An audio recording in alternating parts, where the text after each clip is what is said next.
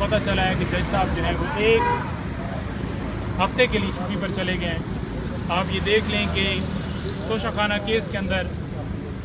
ہر روز ہنگامی بنیادوں کے اوپر کارروائی کی گئی اور خان صاحب کو جمعے والے دن بھی چھٹی کے بعد بھی یہ سماعت جاری رکھتے ہوئے اور ایک ایسے فیصلے کے اندر خان صاحب کو گرفتار کیا جو بالکل قانونی طور پر تھا نہیں، اور اس کی جو واضح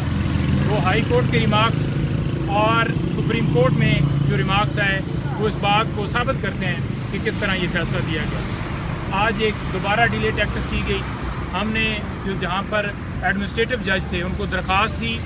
کہ جناب آپ کیونکہ یہاں پر ڈیوٹی جج ہیں اور اس کیس کی سماعت کریں، تو انہوں نے معذرت کی کیونکہ انہوں نے کہا کہ وہ نوٹیفیکیشن علیحدہ سے ہوا ہے اور اس میں آفیسر سیکرٹ ایکٹ کے تحت جو ہے وہ عدالت بنائی گئی ہے، تو لہٰذا میرے پاس وہ جورسڈکشن نہیں ہے۔ تو جورسڈکشن دیکھیں، جو اینٹی ٹیررزم کورٹ کے جج تھے بیسیکلی ان کو ہی چارج دیا گیا تھا اور یہی بات ہم نے کی، لیکن انکار آیا۔ اب ہم رجسٹرار کے پاس اسلام آباد ہائی کورٹ میں درخواست دیں گے اور یہ کہیں گے کہ جناب خان صاحب کو جو انصاف ہے وہ جسٹس ڈیلیڈ جسٹس ڈینائڈ والا، جو آپ کو سب کو پتہ ہے کہ جب ڈیلے کیا جاتا ہے صرف اور صرف اس وجہ سے کہ کوئی نہ کوئی بہانہ بنا کے، تو مطلب یہ ہے کہ آپ اس کو انصاف سے محروم کر رہے ہیں۔ دوسری بات یہ ہے کہ اٹک جیل سے جو خان صاحب سے ملاقات ہوئی، اس حوالے سے تھوڑا سا میں آپ کو بتانا چاہوں گا، پوائنٹ وائز میں رکھنا چاہوں گا، جو کہ میں نے خان صاحب کے سامنے باتیں رکھیں اور ان سے میں نے گزارش کی کہ کائنڈلی اس کے اوپر ہمیں لازمی بتائیں۔ خان صاحب سے یہ پوچھا کہ سر یہ آپ بتائیں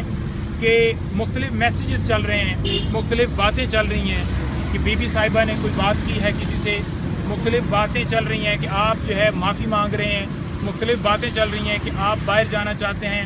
ڈیل کرنا چاہتے ہیں، کمپرومائز آپ کرنا چاہتے ہیں اور ملک چھوڑ کر جانا چاہتے ہیں۔ تو خان صاحب بڑے حیران ہوئے۔ ان کا دو ٹوک جواب تھا۔ انہوں نے کہا کہ نہ تو میری جائیداد ہے باہر، نہ میرا کوئی پیسہ باہر ہے، یہ میرا ملک ہے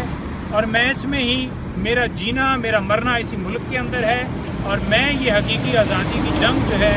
اپنی قوم کے لیے لڑ رہا ہوں۔ جمہوریت کی جو میری فائٹ ہے وہ میری جاری رہے گی، رول آف لاء کے لیے، آئین کی بالادستی کے لیے یہ میرا مشن ہے اور یہ میں جاری رکھوں گا۔ میں نے ان سے یہ بھی پوچھا کہ یہ بات جو کی جا رہی ہے اس کو ہم کیسے بتائیں، تو خان صاحب نے واضح یہ بات کرتے ہوئے ساتھ میں یہ بھی ایڈ کیا کہ اس وقت جو لوگ باہر سے آئے انہوں نے آ کے اقتدار کے مزے لیے، پیسہ جو ہے بنایا، پیسہ لوٹ کر وہ باہر لے کے چلے جاتے ہیں، وہاں پر ان کے ڈالر پڑے ہوئے ہیں۔ آج ڈالر ڈبل ہو چکا ہے، ڈالر ڈبل ہونے کی وجہ سے آج جو ہے وہاں پر ان کی جائیداد جو ہے وہ ڈبل ہو گئی ہے، اور یہ صرف آتے ہی ملک لوٹنے کے لیے ہیں۔ ان کی جائیدادیں باہر ہیں، ان کے پیسے باہر ہیں، کوئی لندن میں بیٹھا ہوا ہے، کوئی دبئی میں بیٹھا ہوا ہے۔ انہوں نے واضح طور پر کہا کہ میرا تو ایک پیسہ بھی باہر نہیں ہے، تو لہٰذا میرا جینا مرنا یہاں پر ہے۔ ڈیل کے حوالے سے بات کرتے ہوئے انہوں نے واضح طور پر تمام باتوں کی تردید کی ہے کہ میں نے نہ کسی سے معافی مانگی ہے، نہ میں نے کوئی ایسی ڈیل کے حوالے سے کسی کو کہا ہے کہ آپ بات کریں۔ جو خبریں چلائی جا رہی ہیں وہ ساری جھوٹی ہیں۔ انہوں نے واضح طور پر کہا کہ اس کا حقیقت سے کوئی تعلق نہیں ہے، اور یہ آپ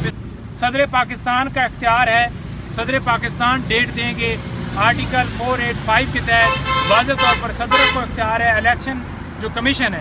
اس کے پاس بے شک امینڈمنٹس کی جائیں ایکٹ کے اندر، لیکن یہ اختیار کیونکہ آئین سپریم ہے، آئین کی پریورٹی حاصل ہے، آئین کے مطابق صدر پاکستان ڈیٹ اناؤنس کریں گے، اور صدر پاکستان کو ڈیٹ اناؤنس کرنی چاہیے، 90 دن کے اندر الیکشن ہونے چاہیے۔ یہ ان کا واضح موقف تھا۔ باقی میں نے ان سے ڈاکٹر صاحب کیونکہ ساتھ ان کے موجود تھے، انہوں نے ان سے طبیعت کے حوالے سے پوچھا اور انہوں نے بتایا کہ میں ٹھیک ہوں، اور انہوں نے کہا کہ میں سیل کے اندر، یہ 4 سیل ہیں جن میں سے ایک سیل کے اندر خان صاحب کو تنہا رکھا گیا ہے اور وہاں پر کسی بندے کو جانے نہیں دیا جاتا، قید تنہائی کاٹ رہے ہیں۔ انہوں نے کہا کہ میں بکس کے مطالعے میں